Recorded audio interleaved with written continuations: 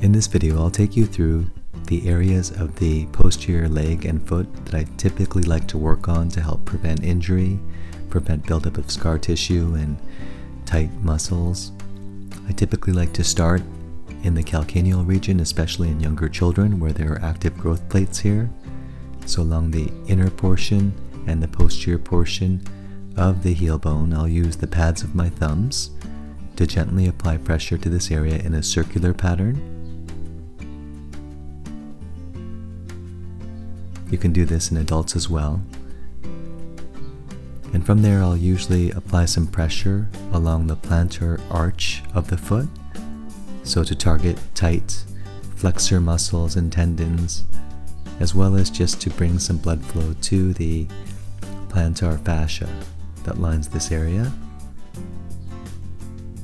I'll then use my palms to apply some pressure, compressive pressure, to the calf region. I'll start just underneath the soft part of the back of the knee and work my way right down the calf muscles, holding for about a second or two in each position, and I'll do several passes in this way. You can do the same technique with your hands and fists, which provides a little more texture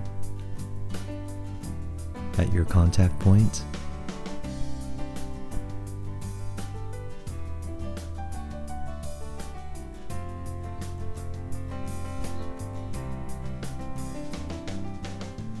And you can carry on and do this same compressive massage in the hamstrings. So starting just at the bottom of the pelvis, bottom of the sitting bones, and working your way down the hamstrings until you get to the popliteal fossa, the soft region just behind the knee. And there you don't want to put too much pressure. In this area, I actually like to use my fists or my hands to apply a little bit of stimulatory pressure. I usually just jostle back and forth, and you can do it without your body weight. It just helps to bring some blood flow to the area, and it also feels very good because there are some nerves that run through this area. Next, we'll take the hip out just about 10 degrees to the side, and then having the knee flexed, we'll use our thumb to work along the peroneus longus, brevis, and tertius, which run along the outside portion of the lower leg. This area tends to be tight in people because there are no real functional stretches, easy stretches that can be done to stretch this area out, and it's very active whenever we're moving, especially along uneven terrain. And in people who have had a sprained ankle in the past, this area tends to be very tight.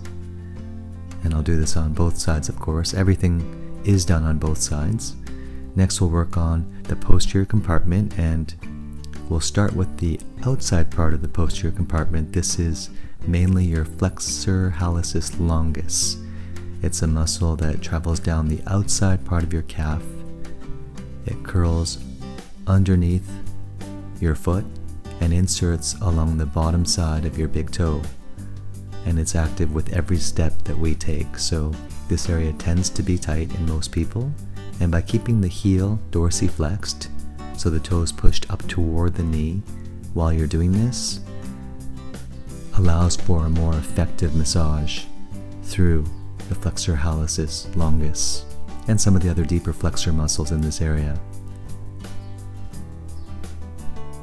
I'll also use both of my hands to work the two main calf muscles. Here I'm working the gastrocnemius, which has two heads, a medial and lateral head.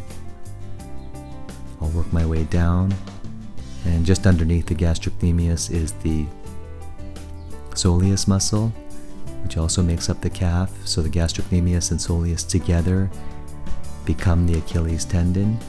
This area just tends to be very tight in everybody because it's used with all weight-bearing activity. And here I'll just speed up the video, but it's the same process of working the flexor muscles as well as the gastrocnemius and soleus. I hope this is helpful. If you have any questions at all, please feel free to use the comment section below.